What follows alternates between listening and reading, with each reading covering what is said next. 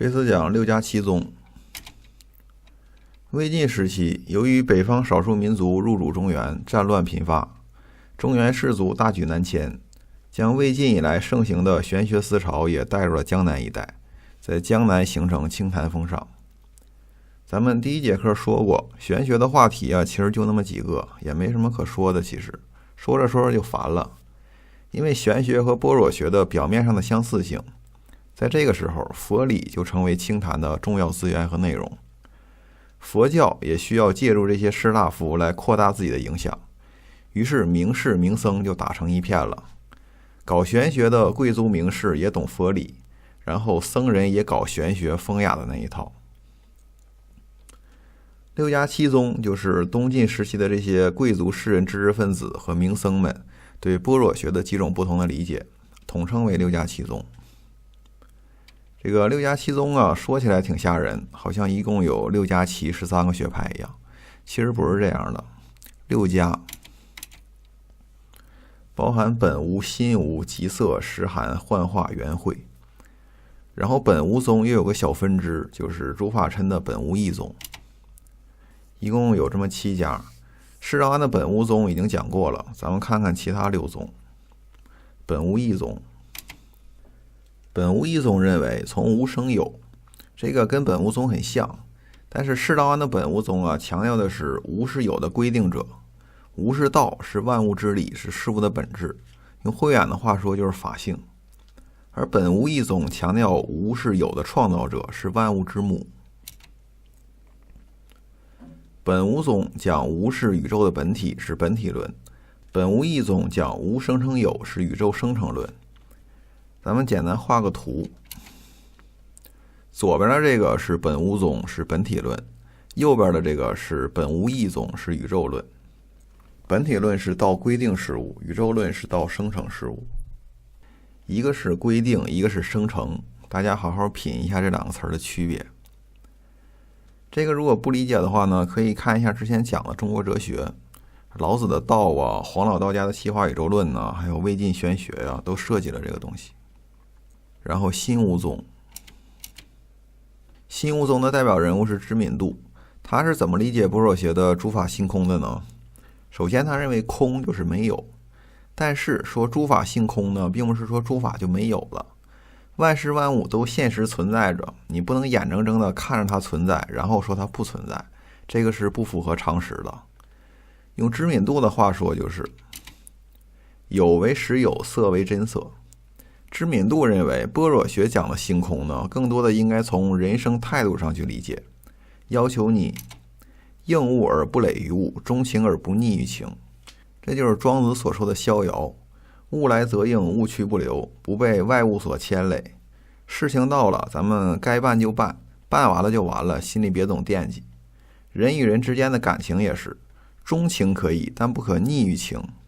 比如搞对象，感情专一是好事儿，但如果你整个人都陷到这个感情里边了，成天就琢磨这点事儿，那你就没有其他精力去做别的事了，比如你的事业，那你就等于把自己毁了吗？尤其是大学刚毕业的朋友，刚参加工作的那几年呢，是非常关键的。我建议大家最好把主要精力放在事业上，否则等过几年奔3了，你就发现一切都晚了。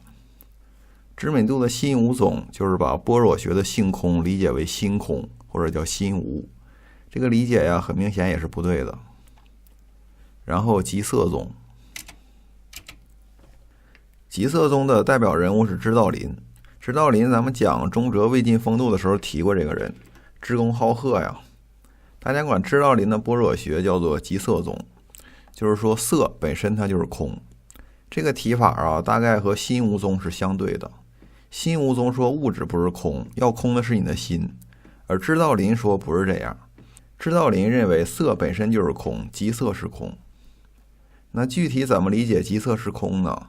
对极色是空的理解学界有2种看法，一个是认识论的，一个是宇宙论的。咱们2种都介绍一下。认识论的，青黄等相非色自能，心若不计，青黄等皆空。就说青色、黄色等等外部的色相不是外物自己能够产生的，就说物体它自己是没有颜色的。如果人的心不去计较，人不去看它，那青色、黄色都是空，都是没有的。各种颜色、形状都要人去看才会有啊。颜色、形状各种的相都是人的认识所产生出来的，没有人就没有各种相。这个不理解的话呢，可以看一下王阳明的心外无物，然后宇宙论的这种理解认为事物不会自己形成，所有的事物都是由其他事物产生的，所以我说事物是空。正宗的般若学是从事物没有本性来说事物是空的，是本体论的。咱们上次课讲的法性实在论，我说大家不要把这个模型当真，因为这个模型是错的。慧远认为事物有一个实存的实在的法性，那个是不对的。般若学说事物的本性是空，意思就是慧远所说的那个法性是不存在的。正宗的般若学是本体论的，而基色宗所理解的空是宇宙论的，事物不能生成自己，所以说事物是空。这个跟正宗的般若呀完全是两个意思。这是对基色宗的两种理解，认识论和宇宙论。这两种说法哪个对呢？现在没有定论，大家有兴趣可以自己研究一下。然后石函宗就讲三界为长夜之宅，心识为大梦之主。就说凡夫所处的三界啊，其实是一场梦，凡夫的这个心识是这个梦的主人。你这个心识在梦中，你就是凡夫；你这个心识什么时候睡醒了，你就是圣人。他这个就说外境是空，但是能做梦的这个心识不空，这个是不对的。幻化宗认为所有的法都是幻化不实的，唯有心神有真不空，只有心神是实有的。他的问题跟石函宗一样，也是空境不空心。圆慧宗认为因缘和了，万法就有；因缘散了，万法就空。他这种对空的理解呀，就类似于小乘佛教的虚空观。虚空观就说因为事物会消散，所以是空，这个是不符合般若学的。般若学讲空是本体空、自性空，你消不消散，你的自性都是空。六家七宗就讲完了，就是对般若学的各种错误的理解。中国人到什么时候才真正懂般若呢？就是鸠摩罗什来华的时候。从鸠摩罗什开始，中国人才第一次正确的理解什么是缘起性空。接下来呢，就讲鸠摩罗什。生平，鸠摩罗什是西域龟兹人，他的母亲是龟兹国王的妹妹，是一位公主。在鸠摩罗什7岁的时候，他的母亲出家了，鸠摩罗什也随母一块出家了。出家之后就南下到印度去学习佛法，先学小乘，后来学大乘中观派。学成以后回到龟兹讲经说法，很快就在西域名声大振。鸠摩罗什的名声就传到了中国，当时的前秦主苻坚对他非常仰慕，加上有道安的敦促，苻坚就派大将吕光攻打龟兹国，要他把鸠摩罗什给带回来。但是等到吕光把龟兹国打下来，鸠摩罗什也到手了，他的主子前秦苻坚已经被后秦姚苌灭了。那吕光有兵有地盘，就自立为王了，割据凉州，自立为凉王，称后凉国。鸠摩罗什呢，就在后凉待了10几年。之后后秦主姚兴，也就是姚苌的儿子，灭了后凉。鸠摩罗什终于在公元401年被迎请到长安。到长安的时候已经58岁了。到长安之后呢，鸠摩罗什开始了译经工作。姚兴为他组织了一个大的译场，据说参与译经的一共有800多人，你想想这个规模。800多人各有分工，有把梵文翻译成汉文的，有给文章润色的，当然最重要的就是要有佛学比较好的，确保在思想上不会有偏差。鸠摩罗什翻译很多经典，其中比较重要的有《妙法莲华经》、《小品般若经》、《大品般若经》、《中论百论》、《12门论》、《大智度论》等等吧。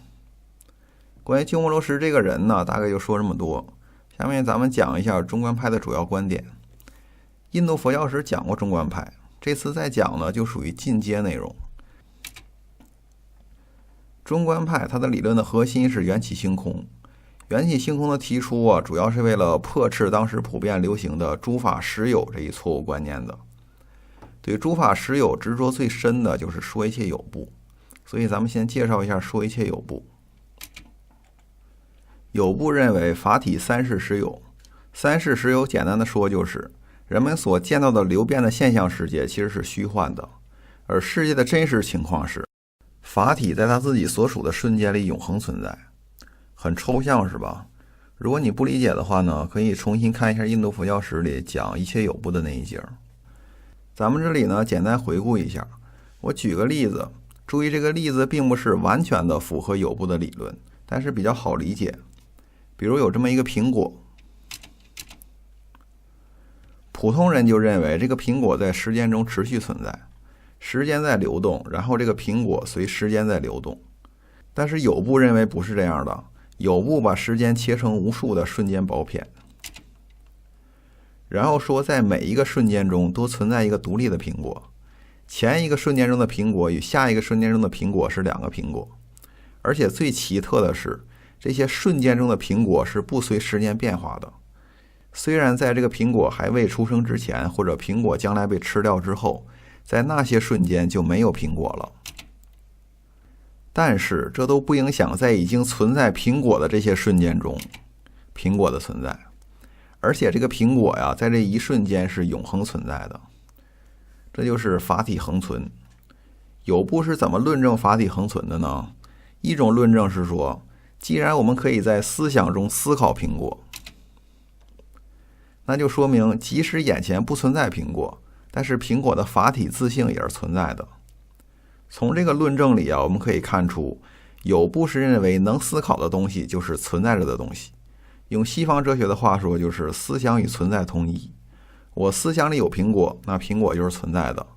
虽然在现实中苹果已经不存在了，但是我通过思想可以思考那个永恒存在的法体自性，那就说明那个自性是永恒存在的。这里边就存在一个问题了，凭什么能被思考就说明一定存在？其实问这个问题啊，在今天已经有点过时了。人类文明发展到今天这个程度，大家都知道自己脑子里想的不过是概念而已，但是当时的人并不能清醒地认识到这一点，所以无论是在西方还是东方，都会出现这种把脑子里的概念当作真实存在的现象。中观派作为大乘佛教的第一个派别，它就要驳斥有部的三世实有的理论。中观派是怎么驳斥的呢？这个咱们下次课再说。